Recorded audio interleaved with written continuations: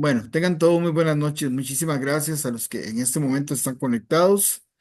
Estamos hoy honrados de tener una charla internacional y dar las gracias al arquitecto Yemay Mosquera por abrir su espacio y su tiempo para proyectar para los arquitectos de Costa Rica. Estamos realmente muy complacidos de que nos acompañe hoy. Hoy tenemos una charla muy interesante sobre las competencias disciplinares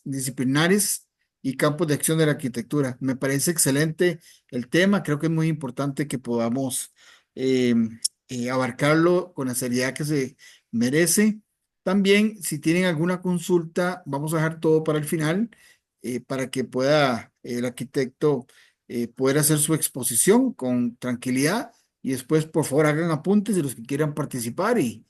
podamos hacer un comentario. Muchísimas gracias, arquitecto Gemain. Estoy a sus órdenes. Proyectar le recibe con mucho cariño desde Costa Rica y gracias por la gran hermandad que siempre hemos tenido los colombianos con los costarricenses. Un abrazo muy grande y te dejo el espacio. Listo, gracias. No, muchas gracias y muy honrado por la invitación. Salió también un poquito así de una conversación que tuvimos con el arquitecto Rolando Segura Campos, que me dijo, tenemos los espacios, tenemos la iniciativa de invitar a diferentes personas de otros países, y entonces gustosamente acepté la invitación y como le digo, me siento muy honrado de participar en este espacio. Hablando de manera preliminar con el grupo Proyectar, habíamos pensado como de qué podemos trabajar en esta charla y se nos ocurrió que podría ser como una conferencia, una charla, lo mejor es que fuera una charla con muchas preguntas al final, sobre las competencias disciplinares y los desafíos que tenemos los arquitectos una vez terminamos nuestra carrera, pero también en el transcurso del desarrollo profesional. En ese sentido, entonces, lo que voy a tratar de abarcar son varios aspectos que acordamos previamente, pero antes de eso quería hacer como un paralelo entre el programa de arquitectura del cual hago parte desde hace 20 años en la Universidad de Pamplona y Proyectar, y fue curioso cuando estuve revisando como la génesis o de dónde salen los dos logos de tanto del programa como de Proyectar, y se ve una similitud bien interesante en los términos de cómo se logró llegar al logo. Entonces creo que ahí hay una explicación también de que si uno define los parámetros de un diseño de manera coordenada, de manera coordinada, de manera coherente, lo más seguro es que tengamos unos resultados no necesariamente iguales, pero con alguna similaridad en términos de diseño. Seguidamente, la esencia de esta charla la quise enfocar obviamente a la temática central, pero sobre todo por lo que estamos hablando ahora, sobre la importancia de compartir, la importancia de generar espacios de retroalimentación, espacios de acompañamiento, espacios donde podamos conversar y podamos nutrirnos de las experiencias de los demás y podamos acompañar de pronto las nuevas generaciones en lo que tiene que ver con ese inicio de su desarrollo profesional. Y en general, pues en ese sentido, creo que los amigos o generar una amistad es importante porque permite crear lazos, pero también fortalecer esos lazos en torno a un objetivo común, que sería en este caso la arquitectura o el desempeño profesional de la arquitectura. Eso lo han dicho muchas personas, obviamente es algo que está resaltado a nivel internacional. Por ejemplo, en su momento, hace 7, 8 años, la alcaldesa de Londres hablaba sobre cómo podemos transformar y hacer un mundo mejor cuando lo hacemos de manera colaborativa, cuando cualquier elemento, por pequeño que sea, lo compartimos con los demás y socializamos, brindamos ese acompañamiento para que todos estén como en tono alrededor del conocimiento que se genera y que se apropia por parte de todo el mundo. También quería hacer como una especie de contextualización de dónde estamos, resaltar que Colombia es un país pues, bastante grande, con,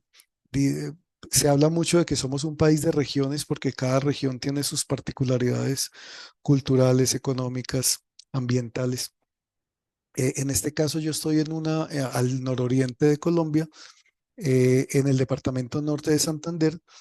en la ciudad de Pamplona, que es una ciudad, fue una de las primeras ciudades de Colombia, fundada en 1549, cuyo legado todavía persiste en términos de cultura, de historia y educativo también. La Universidad de Pamplona es una de las universidades más importantes de Colombia y estamos en un municipio bastante pequeño para la connotación o para el contexto nacional. Es un pueblo o una ciudad pequeña de menos de 80.000 habitantes que se ubica entre dos ciudades capitales de dos departamentos. En este caso, Cúcuta es la capital del norte de Santander, que es el departamento donde nosotros nos encontramos localizados, y está a 129 kilómetros de Bucaramanga, que es la capital del otro departamento. Y entre esos dos departamentos ahora, por ejemplo, se está conformando una región administrativa de planificación como un ente territorial que posiblemente se pueda lograr consolidar a futuro. Pamplona tiene muchos nombres, uno de ellos es la ciudad de la neblina y eso pues hace parte de ese legado histórico. Tiene otros nombres como ciudad fundadora de ciudades, ciudad educadora,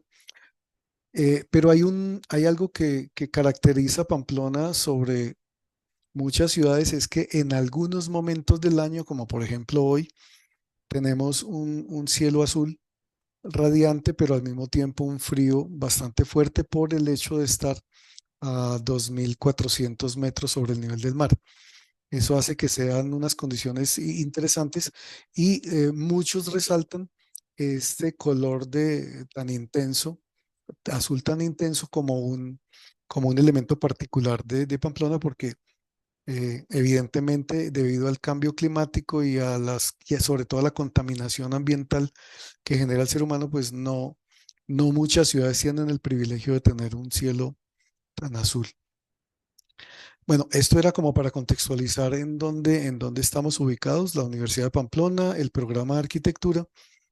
y en este caso, según los acuerdos a los que llegamos y como las conversaciones previas, definimos cuatro posibles o cuatro temáticas que pueden estructurar esta charla. Uno sería la tradición y pendularidad del ejercicio de la arquitectura. Otro, la gestión del conocimiento y la complejidad en la que nos encontramos en este momento. Otro, la transdisciplinariedad de la arquitectura. Y por último, los desafíos de la era digital. Y eso, pues la idea es tratar de abarcarlos en este tiempo que tenemos con ustedes. Para hacer una introducción en cada una de las temáticas, me puse a revisar como l- los chistes que aparecen en la web, porque a veces, o no a veces, generalmente los chistes tienen un sentido práctico y tienen una crítica, tienen también la verdad implícita en ese contenido humorístico. Entonces, entrando como abrebocas sobre la primera temática, que es la pendularidad, encontré este que me pareció interesante, y es que muchos hablan de que Roma le copió a Grecia y que Grecia pues generó una cantidad de elementos arquitectónicos, urbanísticos, históricos, culturales de gran relevancia, pero al mismo tiempo, si entramos y pensaba dejar solamente un solo cuadro, pero encontré este otro cuadro que creo que evidencia también que todo lo que hacemos en el mundo a nivel arquitectónico, urbanístico y a nivel de generación de cultura es una mezcla. En algunas veces es una copia fiel, en otros es una copia con resignificación, pero realmente el ser humano tiene una cantidad de elementos que son similares y que independientemente del continente o del país, empezamos a tomar nota de cómo podríamos hacerlo mejor, o a veces no tanto, pero que se puede hacer ese trazado a nivel de reconocimiento del legado histórico en el tiempo y por medio del cual podemos evidenciar que hay otros sitios diferentes a Grecia y Roma que tienen una connotación histórica bien interesante. Por ejemplo, Grecia le copió, digamos, a Egipto, pero Egipto le copió a Sumeria y los sumerios también le copiaron a alguien más antes. Entonces, en ese orden de ideas entra esta temática sobre la pendularidad de la arquitectura y podríamos decir que la pendularidad la podemos abordar desde muchos aspectos, pero desde el punto de vista del diseño, responde a unas necesidades y unas condiciones espaciotemporales que tiene la arquitectura para solucionar los problemas o las necesidades de las comunidades en las que hace su ejercicio profesional o su ejercicio.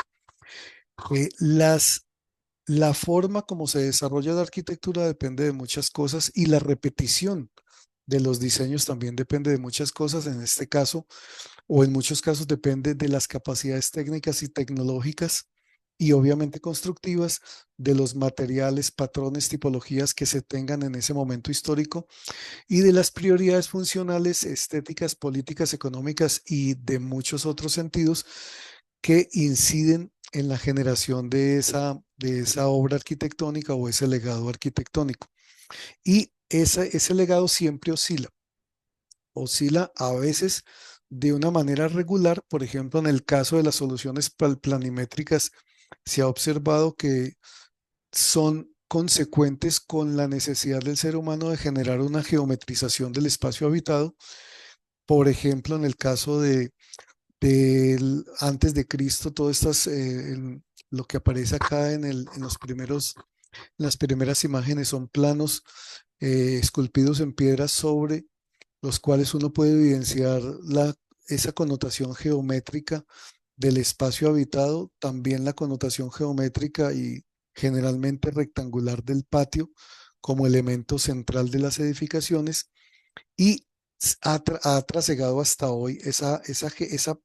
esos parámetros de geometrización que son consecuentes, como les digo, con esa necesidad del ser humano de entender la naturaleza, de geometrizar el espacio para poder actuar sobre él.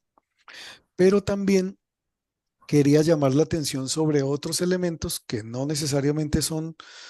habitados o que tienen una connotación de pronto diferente, con una función diferente, puede ser netamente utilitaria o de compartir, de articular personas, y ahí es donde entran otras formas, como por ejemplo las formas circulares. Pero me llamó la atención que revisando lo que pasa en el antiguo Irán, sobre todo con estos yakchal, que son unos edificaciones donde se producía o donde se produce, porque se puede producir todavía hielo en el desierto. Creo que son elementos que ha utilizado la humanidad y que tal vez en algún momento olvidamos, pero que también a veces a través de otras eh, reconceptualizaciones, de otra resignificación, los utilizamos actualmente. El pozo canadiense, muchos lo conocemos,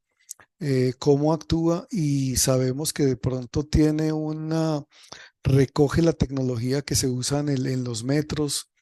que se usan otros elementos, pero podríamos eh, revisar qué pasa con la imagen anterior y qué pasa con el pozo canadiense, y lo más seguro es que encontremos unas similitudes bien cercanas de cómo el ser humano es asertivo en la generación de confort bioclimático al interior de las edificaciones por medio de elementos que no necesariamente necesitan electricidad, como en este caso. Otro elemento que vale la pena destacar es el adobe, que en muchos países se utiliza frecuentemente, y en este caso quise traer a colación la, estas viviendas que fueron declaradas por la UNESCO como Patrimonio Cultural de la Humanidad y que están ubicadas en China y que tienen, además de tener la construcción basada en adobe, tienen una connotación circular al interior de la cual se generan procesos comunitarios de las personas que viven ahí y que pueden llegar a tener 4 pisos de altura. Y eso demuestra que no necesariamente los pueblos originarios de América Latina son los que tienen o los que habían promovido esas estructuras tipo maloca circulares con espacios comunitarios, sino que ya hay otras, pues, datos que muestran que en otros contextos ya se utilizaba también el adobe y la connotación comunitaria para la generación de articulación entre las personas y de integración social. Si revisamos el uso del adobe, también podemos revisar esa pendularidad en diferentes partes del mundo, como en el caso de Kurdistán o en el caso de Colombia, donde afortunadamente tenemos eh, ingenieros o arquitectos nuevos profesionales o profesionales recientemente graduados que están buscando indagar y profundizar en cómo el adobe puede ser un material que responda a las necesidades de vivienda, no solamente cualitativa, sino cuantitativa, y de esa manera subsanar como ese déficit que generalmente existe en nuestros países y que por medio de la innovación y la investigación científica podemos recuperar ese legado que está en muchos países del mundo. También hablando como de otro componente que tiene que ver con el diseño, quise también revisar este punto que tiene que ver con los glamping, que ahora están muy de moda, sobre todo en países como Colombia, como Costa Rica. Me imagino que en Costa Rica también tienen una proliferación bastante grande de glamping debido al, al, al al reconocimiento del país como destino turístico y en este caso pues se ha visto una gran cantidad de soluciones de este tipo. Pero revisando, porque alguien hace poco hablé con una persona que estaba interesada como en una solución de este tipo y me decía que era muy novedoso y que era pues que realmente no lo había conocido hasta hace 1 o 2 años. Pero resulta que si miramos esa pendularidad, desde los años 60 del siglo pasado se, se tiene evidencia de que en este caso Bucky o Richard Buckminster estaba, este señor es un matemático, diseñador estadounidense que se preocupó mucho por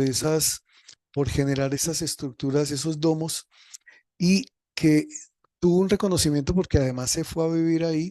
con su familia y después de eso pues han estado en muchas partes del mundo. Pero si uno mira lo que decía este señor en términos de lo que tiene el diseño y es cómo debemos respetar a la naturaleza, cómo debemos trabajar conjuntamente por afectar lo menor posible el entorno natural, también podríamos decir que si nos vamos un poco más atrás, encontramos que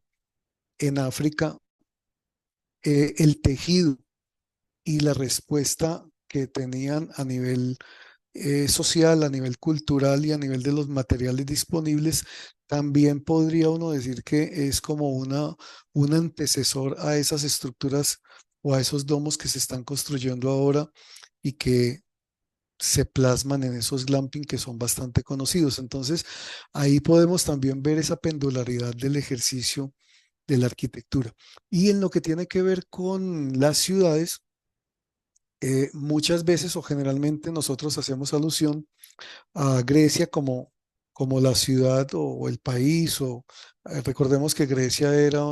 una connotación de estado, ciudades-estado que se congregaban alrededor de un objetivo común, pero siempre se habla de que Grecia ahí fue donde nació como el urbanismo que conocemos. Y realmente antes de eso habían muchas ciudades, sobre todo por ejemplo en el valle del Tigris y el Éufrates, donde confluyeron y se generaron muchas ciudades eh, que tuvieron un desarrollo urbanístico que tenemos todavía que descubrir y que están con, gracias a los avances científicos, hemos descubierto también otras ciudades como Caral en Perú y otras ciudades en Latinoamérica que evidencian que no solamente Grecia es la cuna del urbanismo, sino que hay una cantidad de elementos que podemos resaltar y, por ejemplo, cuando uno estudia urbanismo, supone o le enseñan que hay unos elementos centrales, unas edificaciones eh, paradigmáticas que generan como esa composición dentro de la ciudad. Y podemos acá notar que en Sumeria tenían ese principio compositivo de elevar las edificaciones de mayor jerarquía. Eso siguió trascendiendo, por ejemplo, en Atenas. Uno de los elementos más reconocidos de Atenas es esa superposición o esa elevación de las edificaciones representativas y ese es un principio que ha utilizado, por ejemplo, la iglesia durante toda su historia, pero también en el mundo actual podemos encontrar unos ejemplos significativos que tienen una resonancia a nivel mundial, como es el caso de Medellín, en la Comuna 1, donde a partir de esa recuperación urbanística, de ese mejoramiento barrial, pero también de esa acupuntura urbana, de inserción de elementos representativos en, en barrios con población vulnerable, se, se puede articular una red de bibliotecas y una red de ludotecas y de espacios de generación y apropiación del conocimiento que han dado esa visibilidad de Medellín como en algún momento tuvo ese reconocimiento de la ciudad más innovadora del planeta. Pero al mismo tiempo, más adelante vamos a ver que también hay que revisar desde el punto de vista arquitectónico qué pasa con las edificaciones antiguas o con estas edificaciones que también, que son más contemporáneas, pero que pueden tener una crítica constructiva para poder lograr un mejor desarrollo del ejercicio de la arquitectura. Y finalizando este componente de la pendularidad, vemos que si bien estas ciudades antiguas tenían unas jerarquías de clases, obviamente la ciudad que habitamos en este momento, las ciudades contemporáneas, también tienen esa connotación de diferencias de clases. Autores hablan de la ciudad dual, donde se conviven personas de diferentes estratos, pero tal vez no se mezclan mucho, y donde puede que hayan unas soluciones urbanísticas interesantes con buena proporción de metros cuadrados de zona verde por habitante en algunos casos, mientras que en otros, pues la planificación de pronto es más caótica o es más en respuesta a las urbanizaciones piratas que se generan debido a la falta de la misma planificación formal que tienen las ciudades. Pero independientemente de por dónde vaya uno, en cualquiera de los dos puntos, creo que llegamos a unas conclusiones y es que la arquitectura moderna lamentablemente se ha hecho repetitiva y especulativa dependiendo si es formal desde el punto de vista de los constructores que buscan mayor beneficio económico y también especulativa desde el punto de vista del urbanizador pirata que se aprovecha de la falta de control por parte de las entidades que deben hacer ese seguimiento a los procesos de planificación. En este caso, eh, esa pendularidad se puede ver en cualquier ciudad grande, se puede ver manifestada de manera muy clara. Acá estamos con una fotografía de Bogotá donde se ven diferentes estilos arquitectónicos y donde al fondo, a la derecha, está la Torre Bacatá, que es la torre más grande de Colombia, o sea, el edificio más grande de Colombia. Y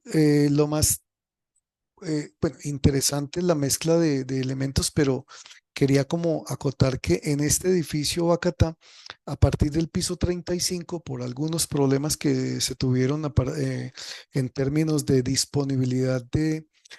servicios públicos domiciliarios, los apartamentos que están más arriba del piso 35 no tienen ningún servicio y por lo tanto no son alquilados no son arrendados formalmente y por esa misma razón fueron objeto de invasión y en este momento, como decía por ahí un amigo que publicó un video sobre esta torre, decía que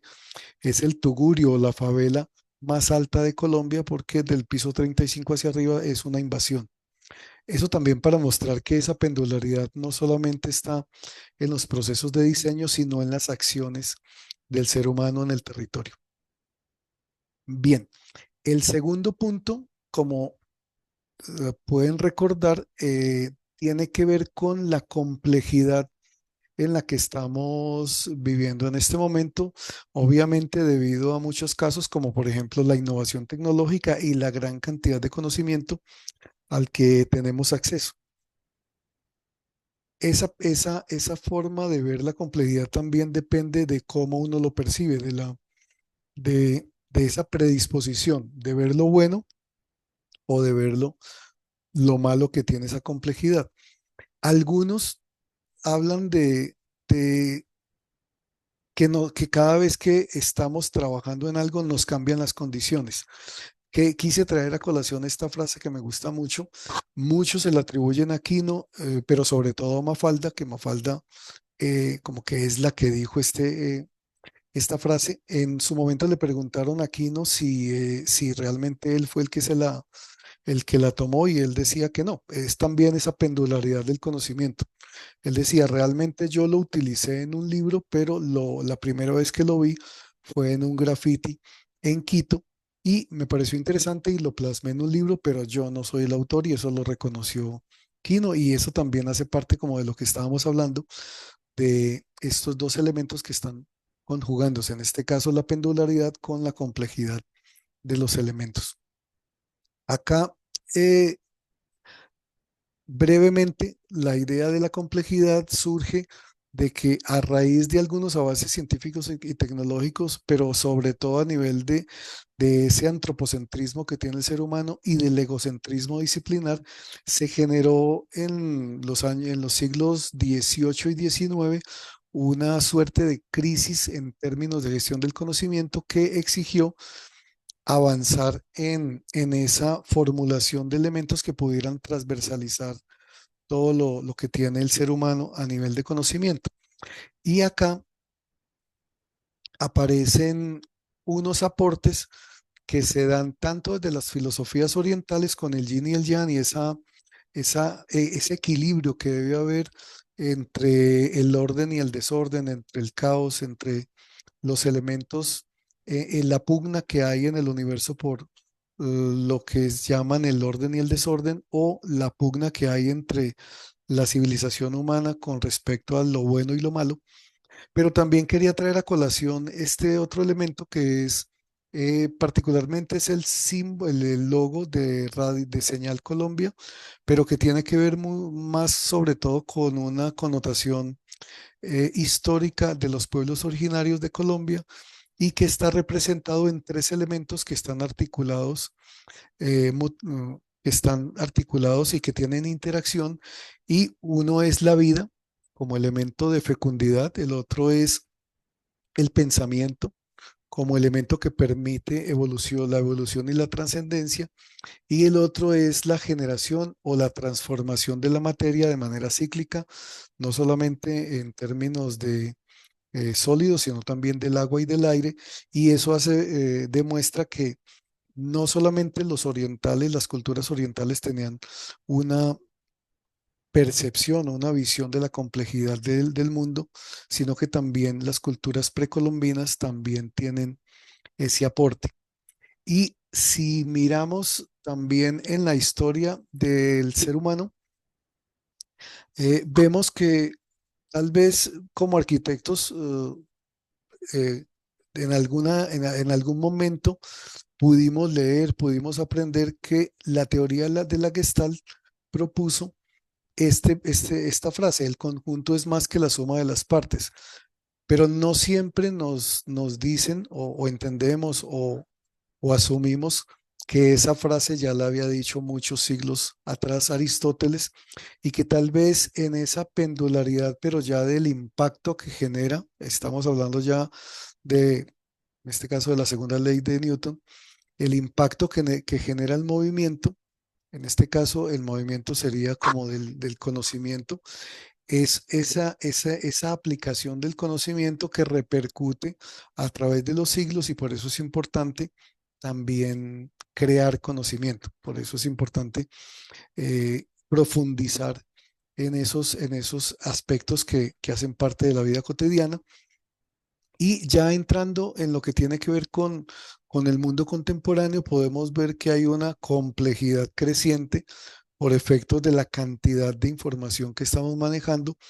pero que realmente son repetitivos también. Podríamos hablar de esa pendularidad en la complejidad, porque las crisis y las desigualdades sociales, los elementos de conflicto entre diferentes países, las fallas en los procesos de planificación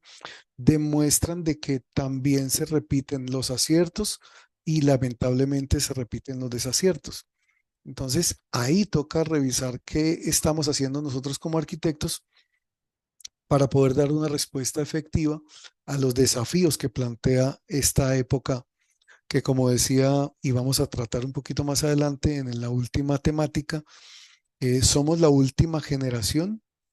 que vivió sin inteligencia artificial. Ya de aquí en adelante, pues estamos inmersos y tenemos que recibir y trabajar de la mano de la inteligencia artificial. Pero mientras tanto, tenemos un mundo hipercomplejo, pero también en el marco de esa complejidad, que no necesariamente es mala, sino que toca saberla trabajar y asumirla, tenemos unos elementos con los que hay que jugar, hay que convivir, que es la volatilidad de las condiciones políticas, económicas, ambientales,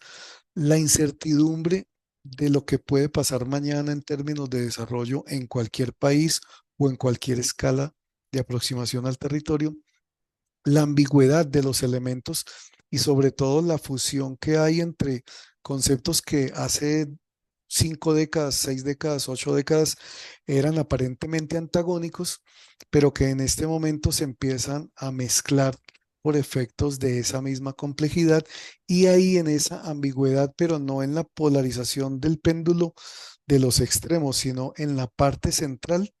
donde el péndulo tiene unas similitudes, ahí es donde están los elementos más interesantes en términos de planificación, de arquitectura y de diseño. Y en ese caso, esa misma complejidad, lo que trata de hacer o lo que dice, en este caso, las teorías que afirman la necesidad de esa mirada compleja,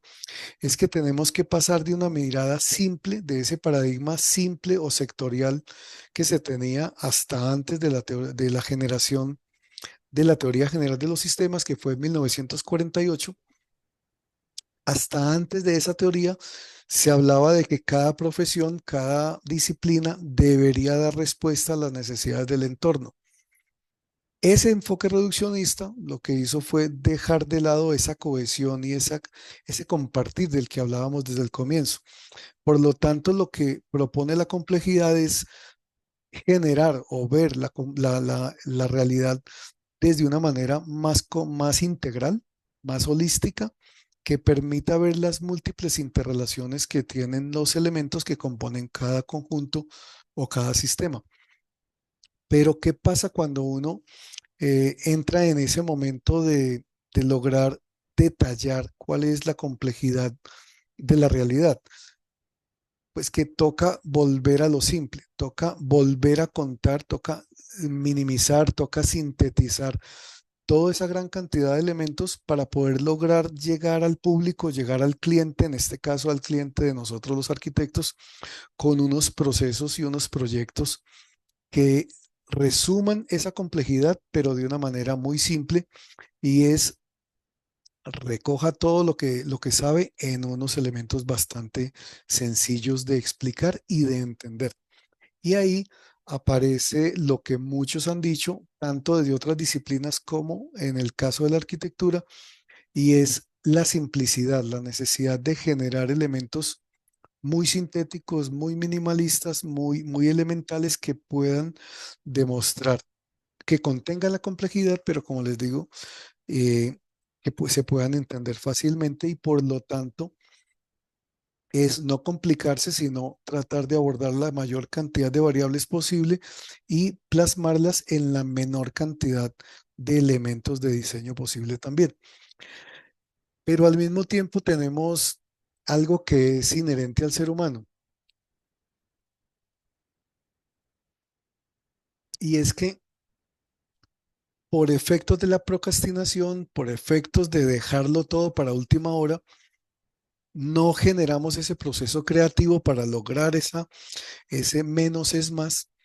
en el caso de la arquitectura, eh, sino que nos ponemos a hacer otras cosas y cuando a lo último llegamos al diseño,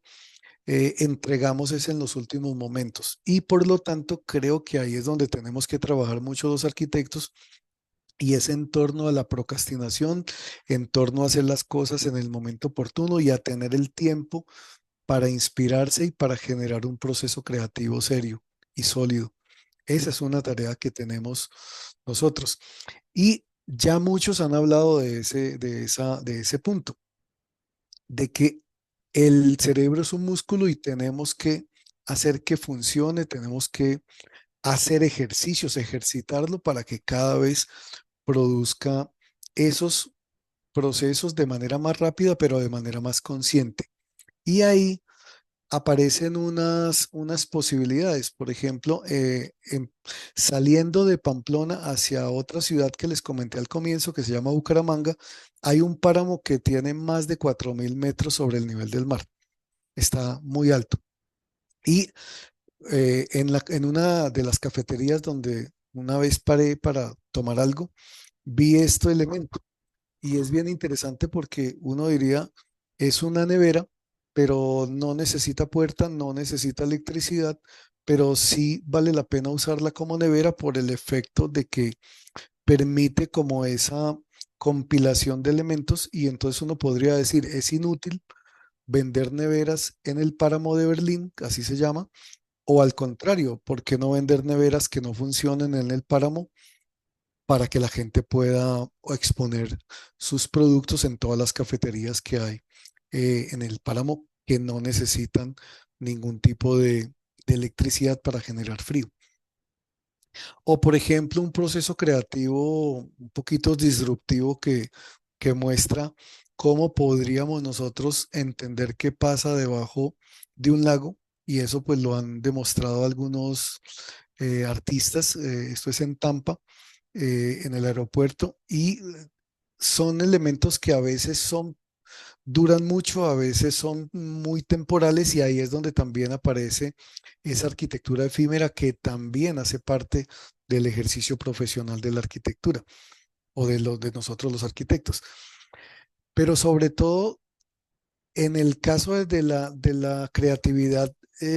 más que un ejercicio individual, creo que deberíamos entender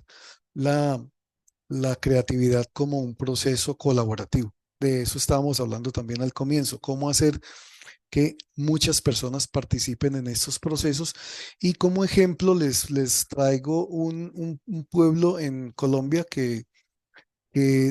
tiene un reconocimiento internacional que yo creo que no tiene más de 20 años,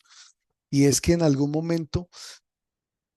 a raíz de una piedra grandísima que se llama el Peñol, que está en el departamento de Antioquia,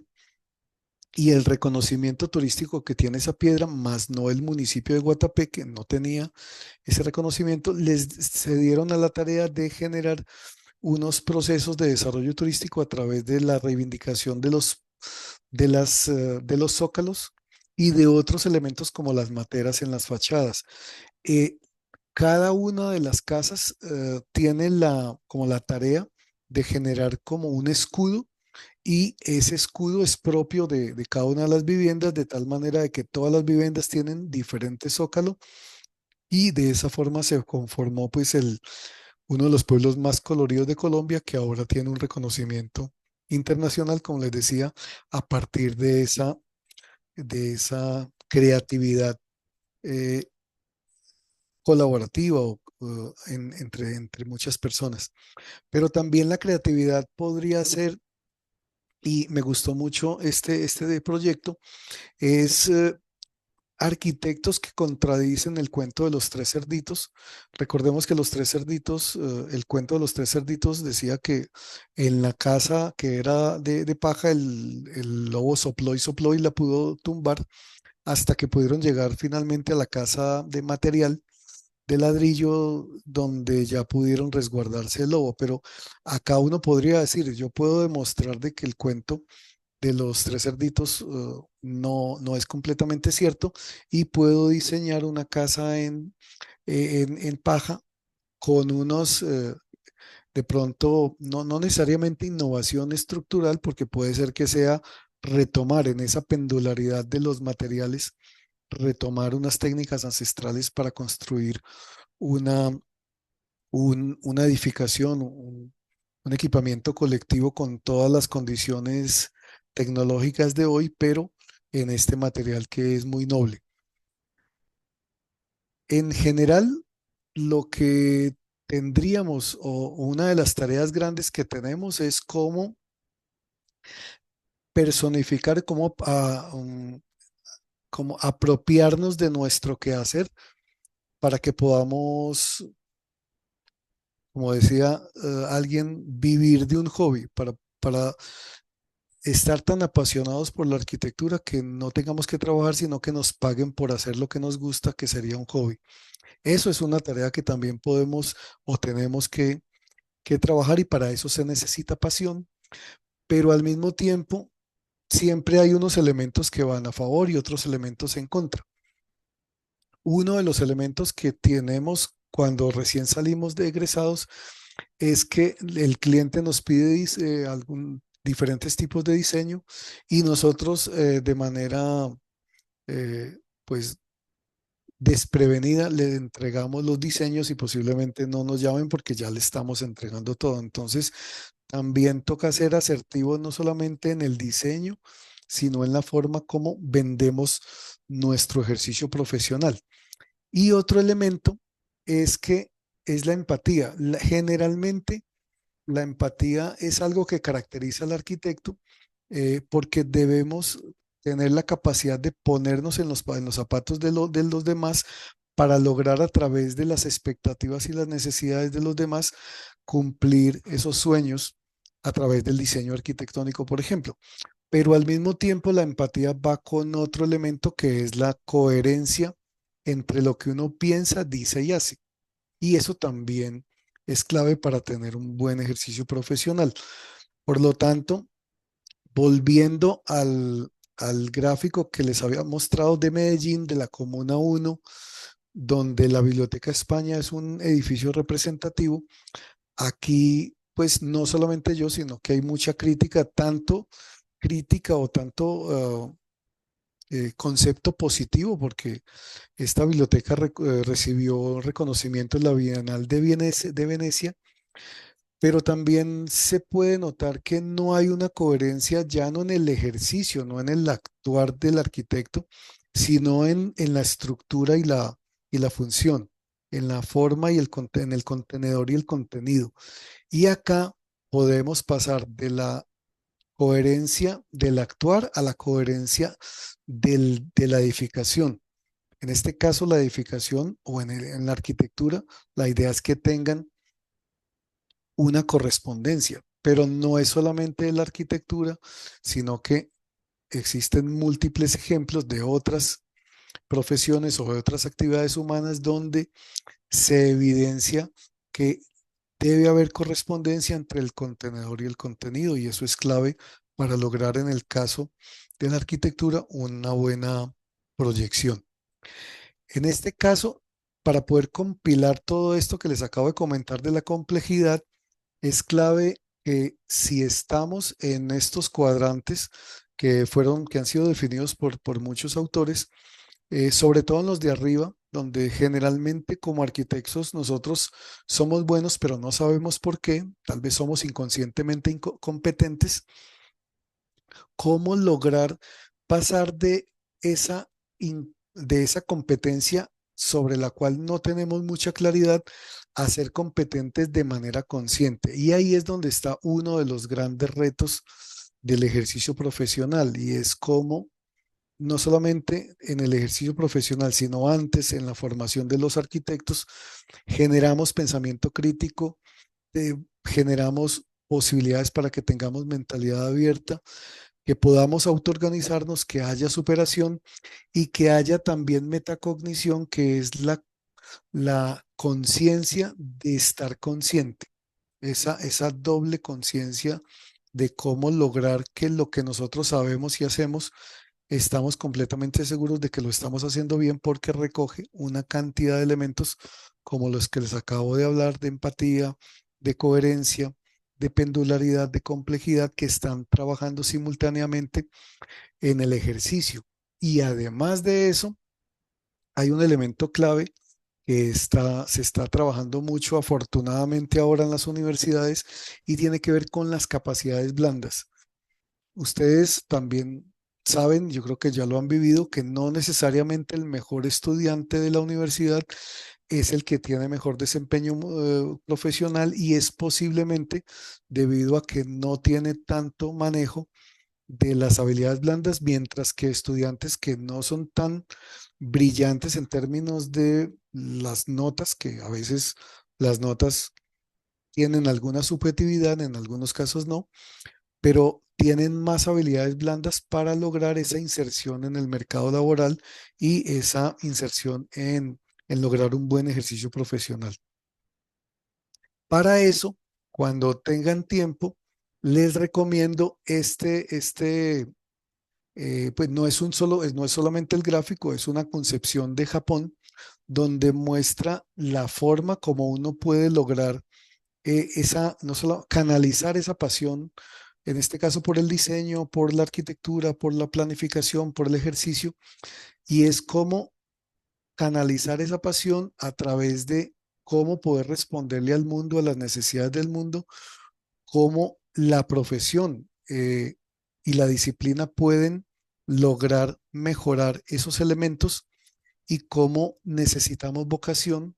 para que haya esa sintonía o esa sincronización entre estos elementos para aprovechar las aptitudes y las actitudes en el ejercicio profesional. Creo que ahí hay un punto que tal vez no lo hemos explorado a profundidad y sobre el cual es posible fundamentar un buen ejercicio de la profesión. Ahora pasamos a la transdisciplinariedad, que es, en este caso, ¿qué pasa cuando yo antes, cómo veía el mundo antes de entrar a estudiar arquitectura o antes de ser arquitecto?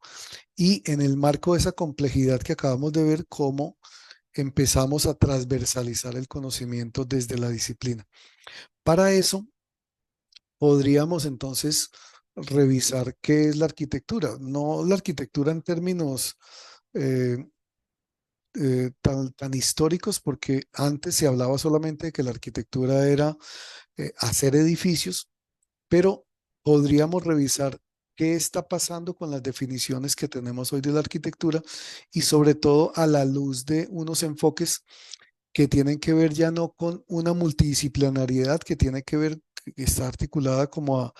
a un trabajo entre diferentes disciplinas, pero que tal vez no se tocan, pero no se juntan. En el caso de la interdisciplinariedad, ya ahí aparecen unos elementos o unas áreas convergentes, pero en el caso de la arquitectura, podríamos decir de que ya estamos trabajando en equipos interdisciplinarios, pero el futuro cercano, nos conmina a trabajar de manera transdisciplinar donde los límites cada vez son menores, cada vez esa franja de delimitación de la profesión es más pequeña y tal vez empecemos ya a trabajar más alrededor de problemas, de conflictos y no de egos disciplinares. Un ejemplo que puede que para muchos no sea un ejemplo, en el caso de la arquitectura es el Stata Center de Frank Gehry, que yo creo que tiene tantos detractores como personas que están a favor, pero eso es una cuestión que de pronto no alcanzaríamos a abordar ahora, pero yo creo que lo más importante es el contenido, o sea, el efecto disruptivo del diseño asociado al contenido del Data Center que tiene por dentro diferentes profesiones trabajando en torno a objetivos comunes y en este caso es un ejemplo de transdisciplinariedad porque se borran los límites de las disciplinas y como les digo, afrontan de pronto retos que tienen que ver con problemáticas del entorno, más no con una diagramación disciplinar. Y eh, para mostrar cómo nos vemos nosotros o cómo nos ven los demás, quise traer este ejemplo. Hace un mes, hace 2 meses, en Colombia se celebró el Día del Arquitecto y tal vez la persona del Consejo Profesional Nacional de Arquitectura y sus profesiones auxiliares, tal vez de manera apresurada, buscó una imagen para felicitar al arquitecto y creo que en este caso eh, subdimensionó o subvaloró la cantidad de posibilidades que tiene la arquitectura, porque no solamente hacemos diseño, en este momento hacemos muchísimas cosas más, pero creo que es algo que toca trabajar desde el interior de nuestras entidades y hacia el exterior para que las demás personas entiendan esa versatilidad y esa amplitud de conocimiento que gira en torno a la arquitectura. Y en este caso, desde el punto de vista histórico, tenemos que la arquitectura combina armónicamente teoría y práctica. Muchos, y sobre todo en los tratados de históricos, por ejemplo, de la tríada vitruviana que habla de la utilidad, la solidez y la belleza, aparecen muchas concepciones teóricas en torno a estos tres elementos internos de esa articulación entre teoría y práctica, pero también aparecen otros complementarios como la operatividad, la tectónica o lo sublime del diseño arquitectónico. Y aquí aparecen en los últimos años otros elementos que tienen que ver con la innovación tecnológica, con lo ético que debe tener el ejercicio de la arquitectura, con lo lógico, pero también con lo dialógico, con lo estético que también ha permeado históricamente eh, la, pero las diferentes formas de ver lo estético y lo efímero que también empieza a ser parte del ejercicio de la arquitectura. Acá quise traer bueno, realmente son tres, pero dos definiciones, en este caso, en esta lámina, que tienen que ver con Zaha Hadid y con Rafael y con otros tres arquitectos que recibieron el premio Pritzker en el 2017.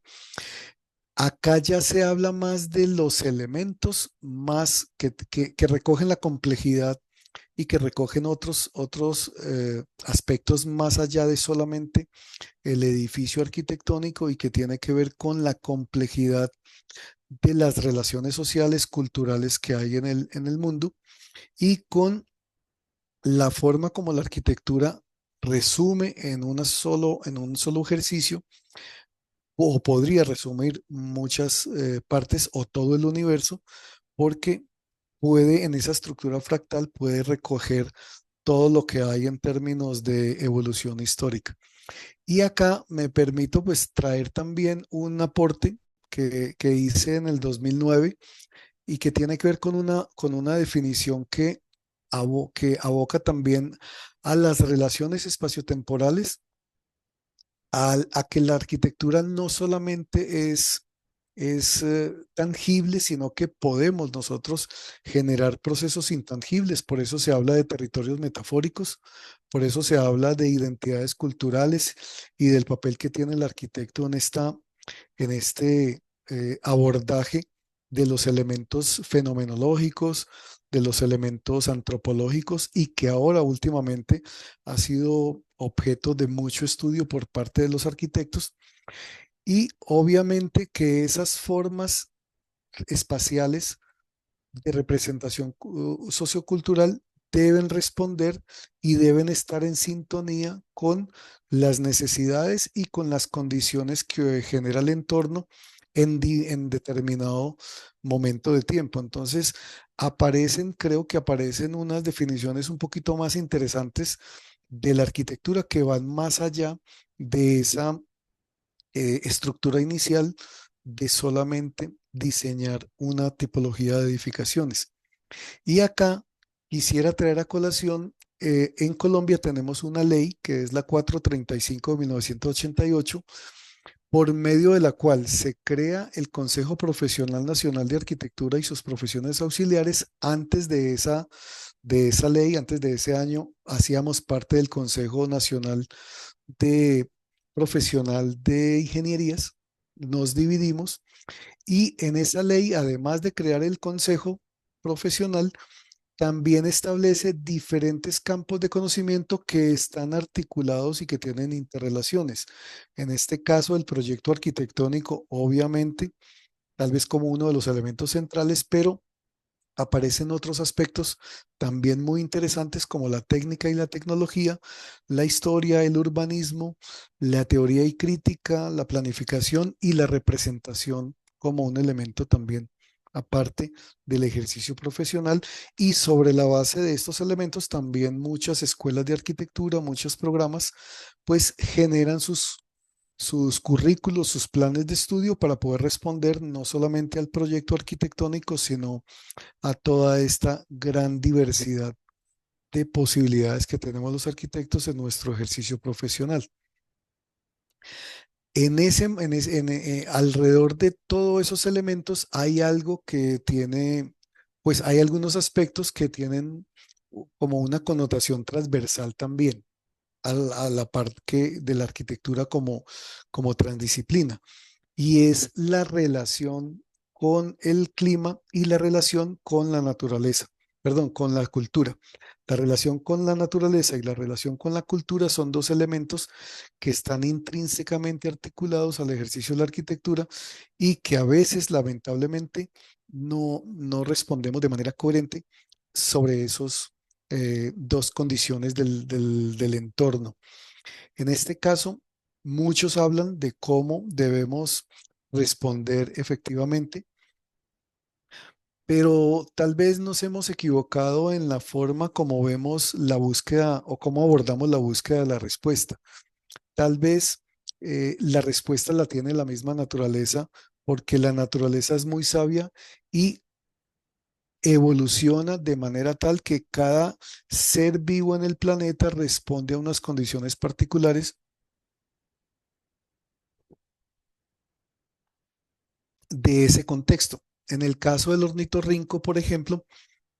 está tan poco estudiado que todavía no se sabe, por ejemplo, para qué, eh,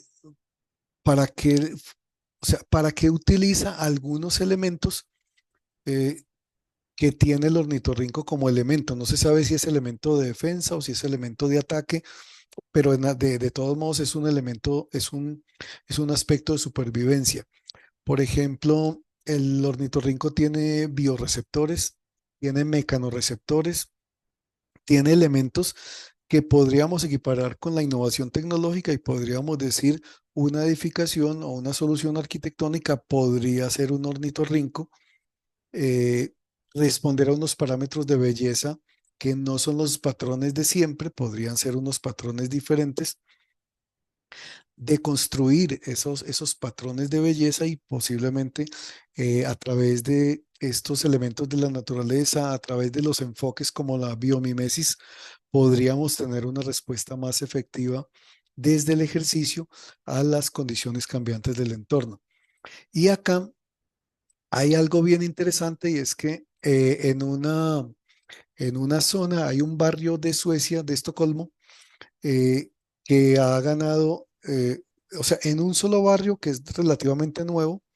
han confluido varios arquitectos jóvenes, varios estudios de arquitectura, y se han ganado varios premios de arquitectura en un solo barrio. Y uno de los elementos que me pareció bastante interesante es eh, que uno de los eslogan que tiene el barrio es: deja que la naturaleza haga el trabajo. Por eso, ante esa duda de qué hacer, pregúntale a la naturaleza, pues ellos tienen como una respuesta para eso y dicen, pues deje que la naturaleza haga el trabajo, y sobre la base de ese conocimiento de la naturaleza, generan el diseño para después acogerse a lo que va generando y va ocupando la naturaleza y cómo el diseño urbanístico empieza a dar respuesta es a lo que la naturaleza empieza a proponer. Y ahí hay una, un enfoque diferente a lo que generalmente se hace, es que nosotros generamos todo y obligamos a que la naturaleza se adapte a las condiciones del diseño arquitectónico, mientras que en este caso están tratando de hacerlo diferente. En cualquier situación, lo que estamos viendo es que la arquitectura pues tiene múltiples elementos en los que podemos trabajar a nivel urbano. Están una, un sinnúmero de posibilidades de poder generar o aplicar el ejercicio profesional. Y ahí es donde podríamos retomar lo del Ikigai de Japón y decir, bueno, ¿qué es, en qué me destaco, en qué es lo que más me gusta y cómo a través de esa motivación puedo generar pasión y cómo a través de la pasión puedo generar éxito en mi ejercicio profesional? Ahí también es una tarea que debemos cumplir todos. Y en el marco de eso también, obviamente, la empatía es clave y cómo ponernos en el papel del otro, pero también, sobre todo, cómo responder desde las soluciones arquitectónicas a las diferentes necesidades de las capacidades diversas que tenemos en términos etarios, en términos de niño, adolescente, mayor y adulto mayor, pero también en las capacidades diferentes que tenemos las personas dependiendo de alguna, eh, de algún accidente o algo que genéticamente nos haga ver con capacidades diferentes y la necesidad de maximizar esas capacidades. Entonces, ahí hay un reto para el arquitecto y es cómo respondemos a esos elementos. Dentro de esa interdisciplinariedad que busca ser transdisciplinar, quería contarles que en el caso de lo que estamos haciendo últimamente con diferentes profesores, con diferentes disciplinas. En este caso, he podido trabajar con economistas, con ingenieros, obviamente con arquitectos, con administradores de empresas, con ingenieros ambientales y últimamente hemos podido lograr estos dos libros, que es la región administrativa de planificación y el otro que es oportunidades para el desarrollo turístico regional, pero también eh, hemos podido lograr recuperar, por ejemplo, la historia de un municipio que tuvo una calamidad de, de un socionatural, a partir de la cual tocó reubicar a toda la población del casco urbano del municipio.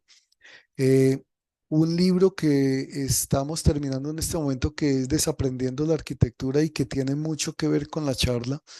que les estoy compartiendo el día de hoy, que es cómo se generan transformaciones proyectuales a la luz de los escenarios digitales. También estamos publicando algo en lo que quisiera resaltar, y es que los cementerios son elementos que históricamente recogen una cantidad de legado cultural, pero también que pueden ser escenario contemporáneo de manifestaciones culturales. En el caso de Bogotá, el Cementerio Central de Bogotá está dirigido en este momento por un arquitecto y por dentro del cementerio se hacen actividades lúdico-recreativas, teatro, escenificación, se hacen múltiples actividades que buscan el reconocimiento del legado cultural a través de la lúdica y que han hecho que se empiecen a reconocer no solamente el de Bogotá y obviamente eh, otros que ya tienen reconocimiento como el de Buenos Aires, el de la Legoreta o el de París, que es el cementerio más visitado del mundo, pero que podemos tener o abordar la tarea de revisar qué tenemos en nuestros países para reivindicar esa cultura. Y otros dos libros que están en ciernes, muy interesantes también, que tienen que ver con la forma como el contenedor podría ser una solución de vivienda emergente. Esto lo estamos desarrollando con un recién egresado del programa de arquitectura y otro con unas amigas economistas con las cuales estamos trabajando unos procesos de gobernanza ambiental en esta misma región administrativa de planificación, el Gran Santander. Pero si bajamos de de escala, podemos ver que hay múltiples opciones para los arquitectos en términos de diseño, no solamente de diseño urbano o de planificación o de diseño arquitectónico, sino también de diseño de mobiliario. Recordemos que Le Corbusier diseñaba los muebles, muchos arquitectos famosos diseñaban los muebles de sus edificaciones. En el caso de Cristian Valdés, que es un arquitecto chileno, muy reconocido por el diseño de las sillas y por cómo hay una coherencia entre la estructura y la función y también con el diseño de la silla como tal.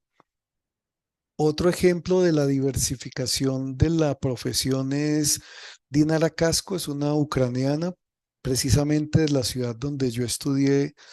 arquitectura, que es Kharkov en Ucrania. Dinara con la pasión y lo que le gustaba, con ese Ikigai, tal vez revisando para qué era buena y qué la apasionaba, se dedicó a la repostería de alta calidad y ahora pues, si no estoy mal, vive en Holanda o en Países Bajos y el ejercicio profesional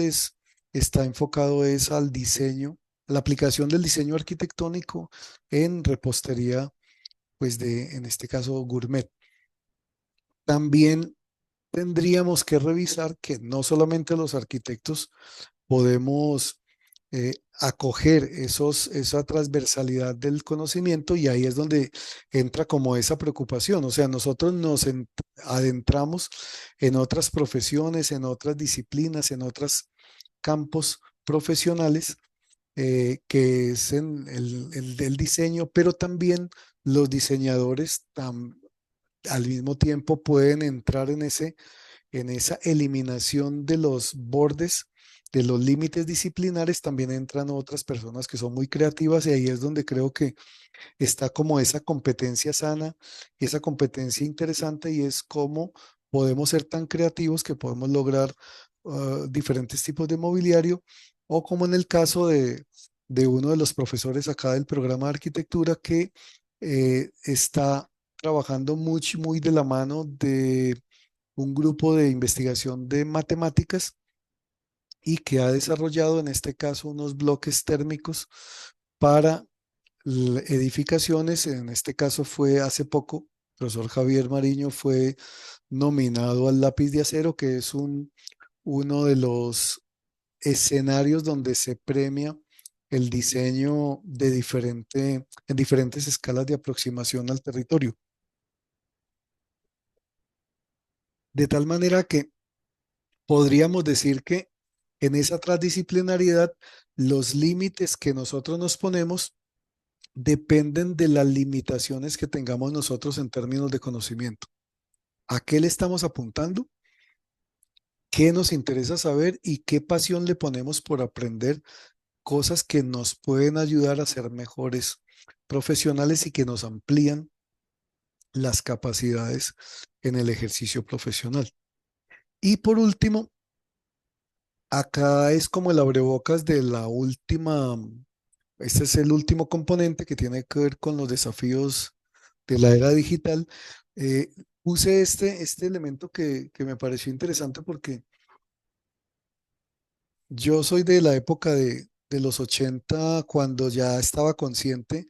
y pensaba seriamente que en el 2020, incluso antes del 2024, pensaba que deberían haber carros voladores.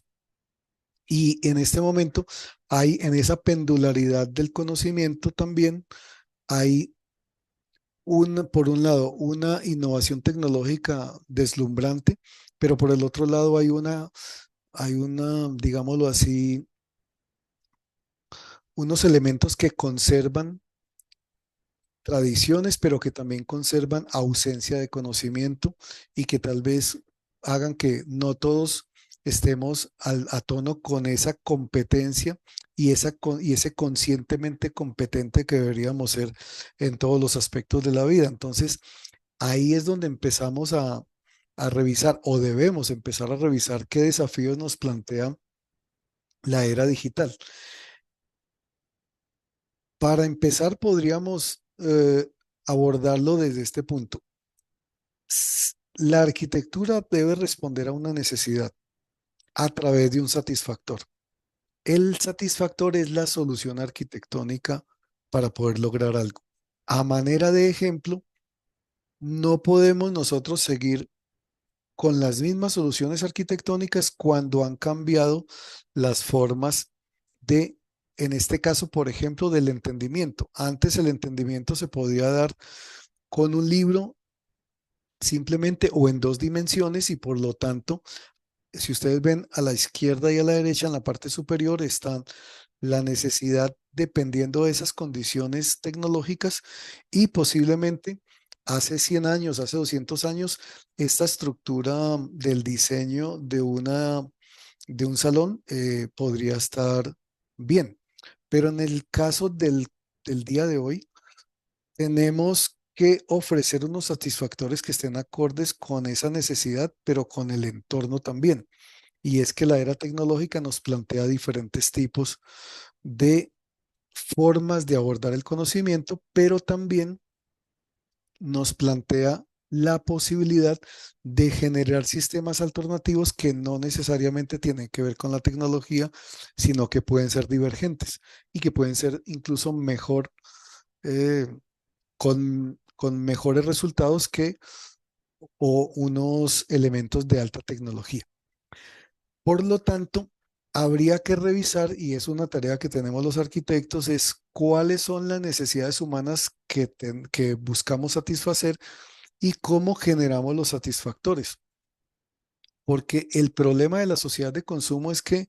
si nos vamos de la mano de la sociedad de consumo, tal vez los satisfactores no sean los adecuados y tal vez perdamos la identidad a través de la arquitectura, perdamos la identidad local, la identidad regional y posiblemente la identidad nacional. Ahí toca repensar ese punto para ver cuál es el tipo de solución que vamos a ofrecer. Por ejemplo, podríamos ofrecer una solución eh, planteada a nivel de nuevos materiales tecnológicos que permiten esta transparencia, pero podríamos también revisar qué pasa a manera de respuesta a las condiciones culturales o a las tradiciones y posiblemente la respuesta sea diferente, sea más contextualizada frente a esa localidad. Y en ese caso, tal vez no necesariamente con alta innovación tecnológica podemos dar una respuesta más inteligente a esas necesidades que tiene el mundo contemporáneo. Para hacer un barrido de cómo se ha hecho en los últimos tiempos, lo que tenemos en este momento con la posibilidad de parametrización no es nuevo. Ya Andrea Palladio lo tenía y muchos arquitectos famosos en la historia han tenido una tipología, han generado unas tipologías para agilizar el proceso de diseño y ahí hay una invitación a que también nosotros generamos nuestras propias tipologías, pero también podemos ayudarnos con la inteligencia artificial para generar de manera rápida algunas tecnologías sobre la base de las cuales podemos identificar o definir o filtrar diferentes tipologías más concretas. Pero también podemos utilizar la tecnología para revisar a partir de los parámetros que se usaban antes, cómo analizar al detalle las obras significativas de la arquitectura en el mundo, pero también cómo a partir de ese análisis de obras significativas podemos aplicar ese conocimiento en el diseño de nuevas obras que posiblemente a futuro sean también reconocidas a nivel nacional o internacional. Entonces, también la tecnología permite hacia atrás y hacia adelante generar procesos de acompañamiento al proceso de diseño. Y ese diseño paramétrico no es solamente, como veíamos en estos últimos minutos, de las edificaciones. Se pueden aplicar perfectamente al diseño de espacios públicos. Por ejemplo, este hace parte de uno de los componentes del libro sobre transformaciones digitales que les comenté y es una respuesta que se hizo en un trabajo de grado para tipificar o para generar una tipología de diferentes espacios públicos de pequeño formato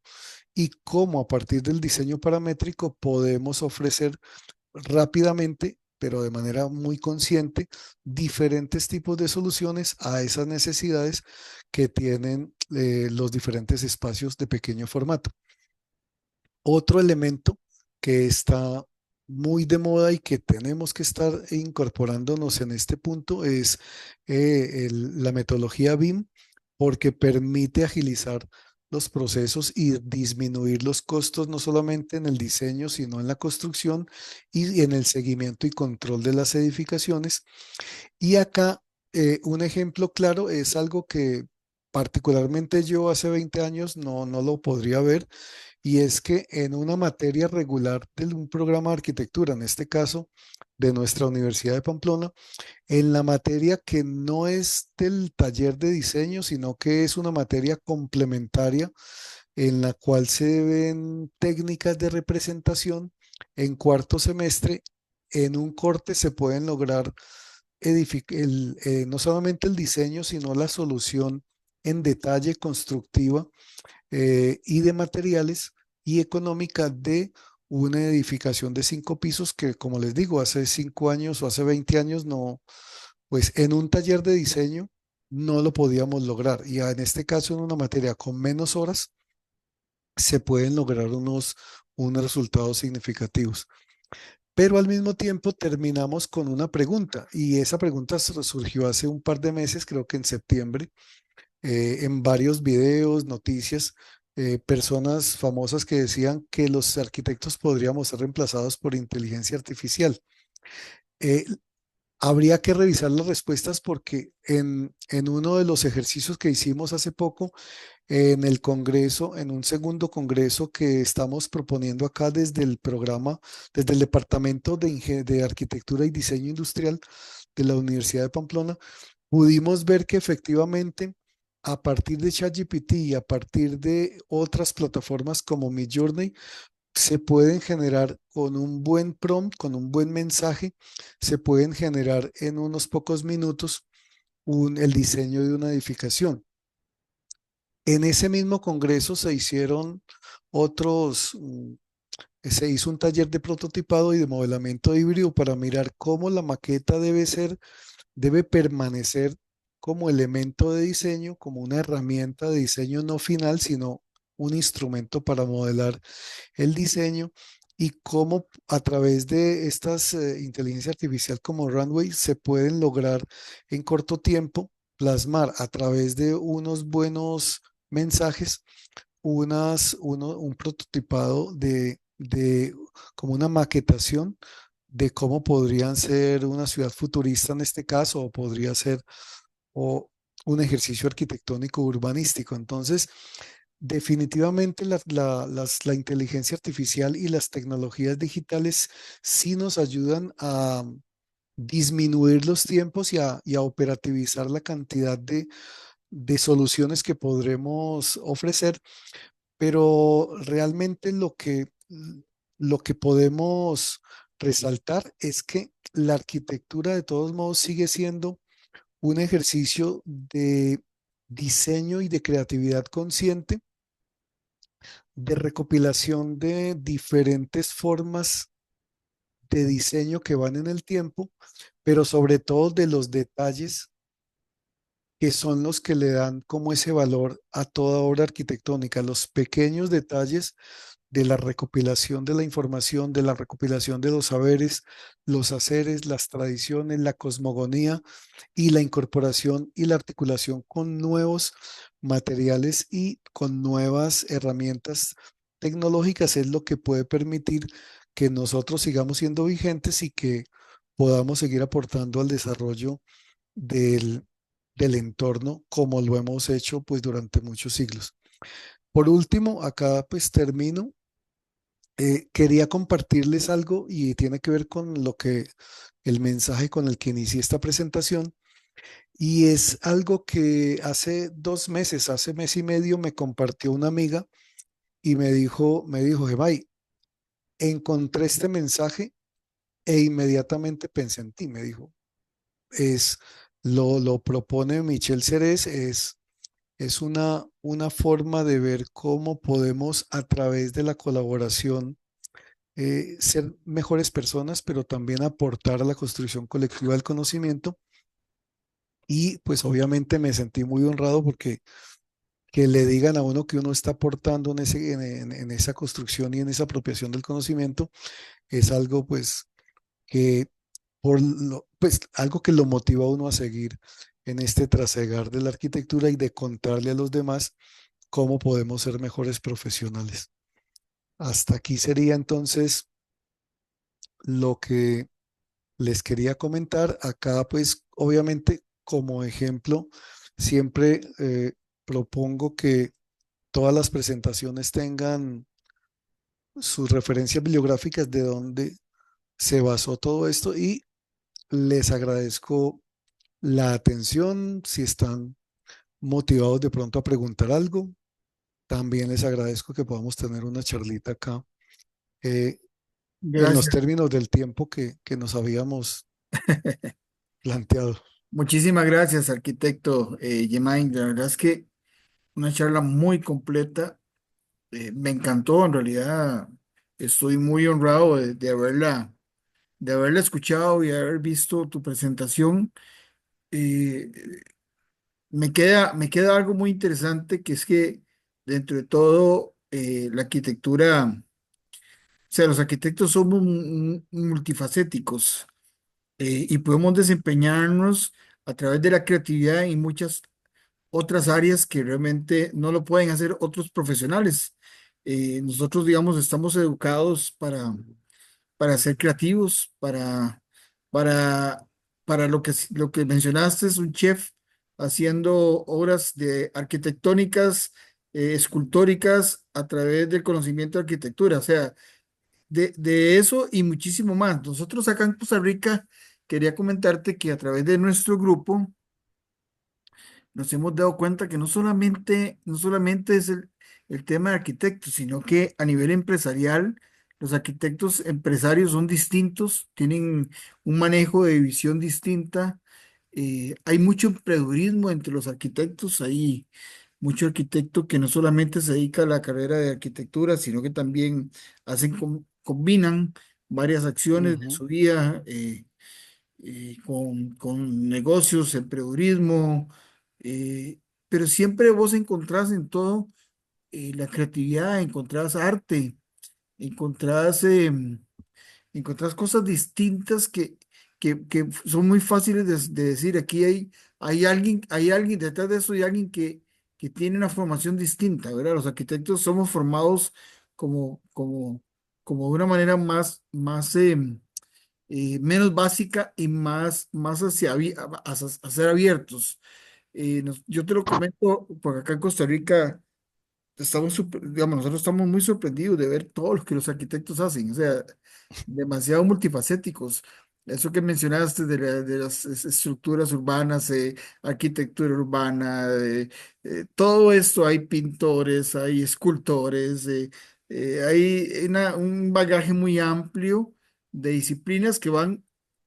paralelos a ser arquitecto. Y también la otra parte que a mí eventualmente me interesa mucho porque va mucho de lo que conversamos hace un rato y lo que es parte de nuestro ideal como proyectar en Costa Rica es la parte colaborativa. ujú, Yo creo que muchas veces creemos que ser arquitectos significa andar solos en el camino y en realidad no es eso. Ser arquitecto significa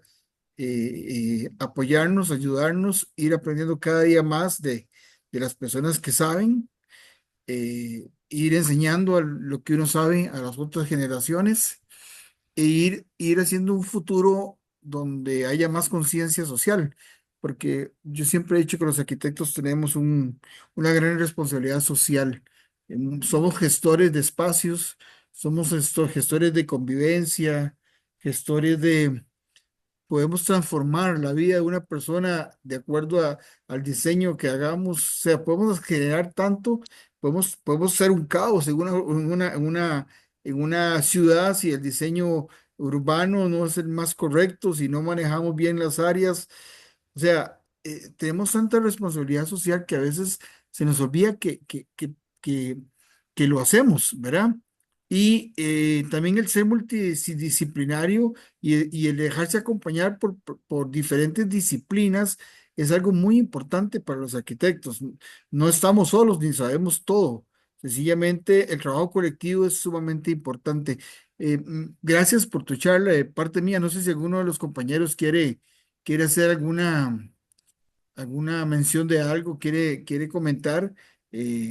para poder escucharlos. No sé si alguien quiere levantar la mano o quiere decir algo. Hay mucho silencio por acá, arquitecto. Bueno, no tenemos ningún comentario, pero yo te agradezco en el alma. No sé si quieres hacer algún cierre. Sí, por acá hay un pequeño comentario. Claro que sí. Muchas Qué pena, es gracias. que no encontré acá para alzar la mano. Gracias, Elkin. Esto, bueno, buenas noches. Mi nombre Una- es Elkin Gómez. Yo trabajo con Gemay en la universidad. Pues Gemay es el director del grupo y con Gemay llevamos trabajando cerca de ya casi como 14 años juntos. Ujú. Eh, y pues hemos estado en cada uno de los procesos pues hemos estado bastante articulados. Que yo le quisiera complementar a todo lo que dijo Gemay de la arquitectura, y es que cuando conocí a Gemay, el proceso, él tenía una visión muy sistémica de lo que era la arquitectura, o y con el paso del tiempo, lo que sí hemos encontrado con Gemay es que solamente hay dos disciplinas que se han dedicado a estudiar el espacio, la arquitectura y la geografía. Y la geografía estudia el espacio, tal vez un poco más a una escala macro. La arquitectura, por su parte, se permite estudiarla en diferentes escalas, global, lo regional, lo local y obviamente el espacio íntimo. La la geografía humana logra llegar hasta el individuo urbano, por así decirlo, y su relación, pero no lo logra a esa escala tan íntima como de pronto sí lo hace la arquitectura a través de pronto otras disciplinas como el diseño industrial. Aún así, las dos se han enfocado bastante en esa visión de entender el espacio. Entonces, cuando se mira todo el contraste de todo lo que nos ha compartido el profe Gemay, pues al final del día es una visión sistémica sobre cómo estudiamos el espacio y también cómo se estudia las fronteras desde el espacio, ¿sí? Digamos que nosotros como arquitectos siempre nos vamos a parar desde ahí. Digamos, al afrontar una temática, por ejemplo, ahorita también estamos trabajando en unos procesos, por ejemplo, en torno a materiales o en torno también a conflictos territoriales. Nos hemos dado cuenta de que si uno se para como sociólogo o antropólogo, el sociólogo y el antropólogo lo va a ver cada uno desde su área. Si nosotros nos paramos desde esas áreas, va a ser muy difícil o vamos a estar como no sabemos de dónde, pero al pararnos desde el espacio o desde la construcción de qué hacemos del espacio, nos permite a nosotros realmente asociarnos y entender qué es lo que va de la mano. Creo que una de las cosas que a eso lo ha nutrido bastante es, por ejemplo, esa visión muy de Lefebvre, basada en la percepción del espacio físico, el espacio, como todo esto finalmente confluye en una construcción social del espacio. Entonces, era algo que quería como complementarles y que creo que hace parte como esa síntesis de la visión de Gemay. Muchísimas gracias. En realidad, tu aporte es importantísimo y es muy valioso. Y gracias por tus palabras. Profesor, no sé si damos un cierre ya para no pasarnos muchísimo el tiempo. Sí, Yo señor. estoy tremendamente agradecido contigo, eh, y, y con esta gran vitrina, ojalá la conexión, igual como hemos hecho con los hermanos panameños, igual la conexión podamos eh, enlazarla más bien para que esta charla sea un vínculo más bien de otras acciones que podemos hacer entre ambos países. Yo creo que proyectar, una de las visiones de proyectar es tener, como vale el nombre, es tener aquella visión más amplia y poder hacer conexiones entre países, que yo creo que es importante tenerlo y que podamos ampliarnos, ¿verdad? Gracias, maestro, por tu charla y por tus gratas palabras. No, gracias, Gerardo. Como siempre, pues nosotros siempre estamos muy atentos y a las invitaciones. Como te decía ahora, el programa tiene como una intención de participar y de internacionalizar lo que estamos haciendo, pero también de aprender y de compartir. Lo que comenté al comienzo de la importancia de compartir es algo personal, pero también colectivo acá de nosotros. Entonces sí sería muy bueno aprovechar esa invitación que hizo en su momento el arquitecto Rolando, que confirma esa iniciativa que nos confirma el arquitecto Gerardo de cómo podríamos lograr a futuro algo, otras interacciones. Entonces quedamos abiertos a poder seguir cooperando y colaborando en esa construcción colectiva de lo que es el ejercicio profesional de la arquitectura. Así que muchísimas gracias por la invitación. Bueno, vamos a dejar de grabar.